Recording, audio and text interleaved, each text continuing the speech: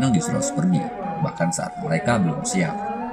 Dan yang lebih aneh, semakin jauh mereka pergi, justru semakin mereka dianggap berhasil.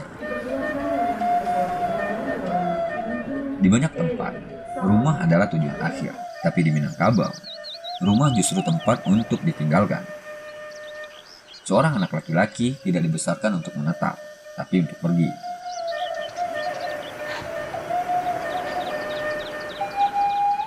Minangkabau menganut sistem matrilineal, di mana rumah, tanah, dan warisan jatuh ke tangan perempuan. Lalu laki-laki punya apa? Hampir tidak ada. Dan justru karena itulah mereka harus merantau.